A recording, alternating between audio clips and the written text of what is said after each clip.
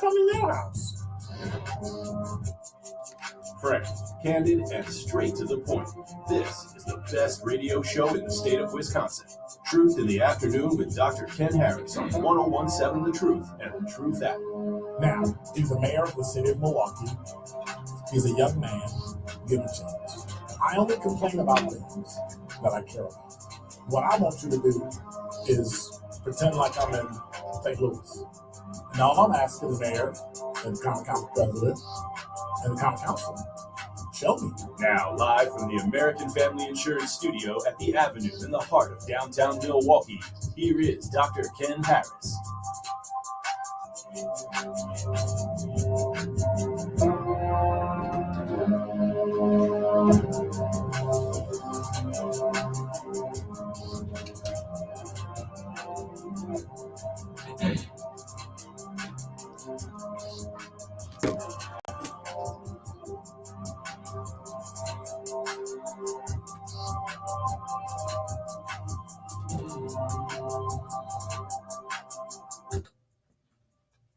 You're listening to Truth in the Afternoon. I'm your host, Dr. Ken Harris. 833-212-1017 is the number. So, here's the deal. I've been kicking around a few things and trying to figure out. Whenever I try to come up with one thing, I got to come up with two. I think that's a disease or something, right? OCD or something, or I don't know. I can't do anything just like one. I got to do two, right? When I was growing up, if you did something with your right hand, I had to do it with my left. Is that weird? I think it is. But I freely admit I'm kind of a weird guy. So, I mean, it just is what it is. But one of the things I want to look at, before I forget, I have guests today from Prince Hall Masons are going to be on my show from Blazing Star Lodge number 4. And we're going to talk about an event coming up and what being a Freemason is and what it is. And, people scream, oh my God, it's this and it's that and it's this. And so we'll talk about that a little bit. We have a short show today, early in for an hour, because we've got basketball today. So, just so you know, award-winning 1017 The Truth is home of Milwaukee Panthers basketball today. Coverage begins at 5. The Panthers are in Ohio to take on Youngstown State Penguins. So, coverage at 5, tip-off at 5:30, so I'll only be here till about 4:56. So, just so you know, you'll hang in there. We've got guests coming. I think it'll be a great conversation. We'll have them for about a half hour, and then I'll do my top 5 at 4. And then we'll go from there. All right? But I was wondering about some things that came to light. When we hear things and people hear stuff and they get upset, we have to remember, I can respect what you feel. I can respect what you say. But that doesn't necessarily mean that,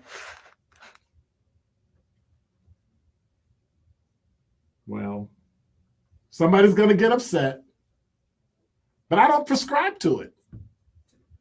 I don't prescribe to what you're saying. I can respect the fact that you believe something, think something, believe it. I just don't prescribe to it. And so when I don't prescribe to it, I'm not going to endorse it. I'm not going to, go along with it. I'm not going to be like, oh, that's great, when I don't think it's great. And I don't think you should take it negatively, but most people do. Oh, you don't believe me? No, that's not the point. Right? I can respect it, just not prescribe to it. Like, I don't sign on to that particular thing.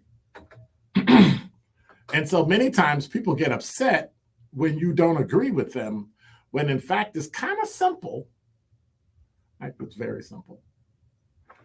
You're being judgmental.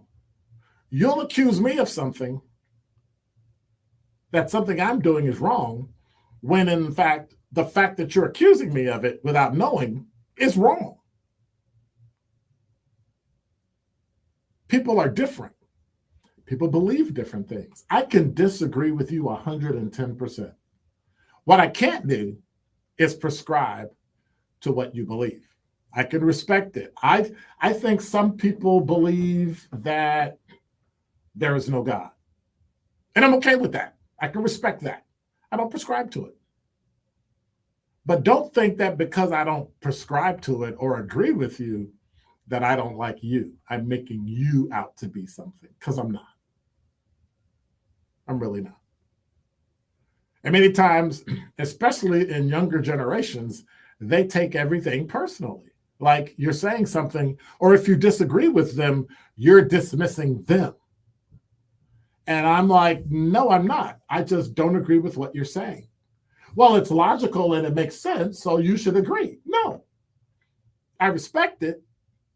I just don't prescribe to it. I don't follow that particular path. And guess what? It's perfectly okay. But when we become judgmental about it, that's the problem I have. That's the issue I have. But then it seeps into other parts of our lives. It seeps into the parts where we have to do things. And so I'm watching a generation of folks dream about a lot of stuff. And that's about it. Oh, I want to do so-and-so. And I go ask questions like, well, so what are you doing to do that? And there's never a, well, I'm waiting for, well, what are you waiting for? Like, where's the writing? Where's the outline? Where's the plan? Nothing. Well, I'm waiting for, okay, but what are you doing to actually do it? Well, I think I want it to be, so now you're just dreaming. And dreaming is good. I've often heard that during your day, you should take some time out and literally daydream. That you should take time and think of those things that are not as if they are. The money, what are you going to do when you make $100,000? What type of life are you going to live? What kind of car are you going to drive? Hopefully paid for and used.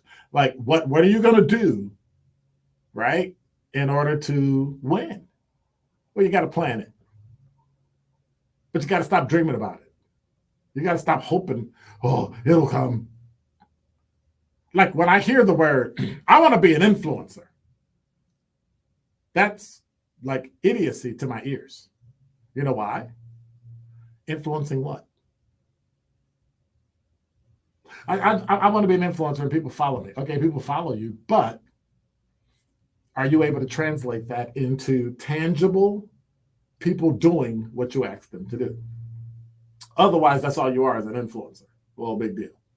I got 1 million followers. So what? When you ask them to do something, how many follow and do it? That's influence. Every time. So if you got 1 million people and about, 800,000 of them, when you say, I want everybody to go outside and jump up and down, and they do it, that's influence. Having people follow you is not influence. Having people like is not influence. I think they should get rid of it. Why? Because we're just dreaming. And when you dream, that's all it is. It's in your head, right? They say the cemetery is full of two kinds of people, heroes and fools. But there's another kind. The cemetery holds all the unfulfilled dreams that people wanted to do, never did, because they were scared. Scared of failure, scared of losing, scared of being told no. And so we create these, losing, you don't lose, you learn. Well, that's cute, but you actually lose. Embrace it, move forward. But if you got to reinvent and change everything in order for you to deal with it, you're fooling yourself and you're lying to yourself. In the end, if you're going to dream, you have to take everything that comes with it. If you're going to dream, all the positive, all the negative, all the good, and all the bad has to be done, embraced, and lived with. What exactly am I trying to say? Bottom line, if you're going to dream, there's only one thing you have to do in order to fulfill it. If you're going to dream, you got to own it. And that is Dr. Ken's Truth on the new 1017 The Truth.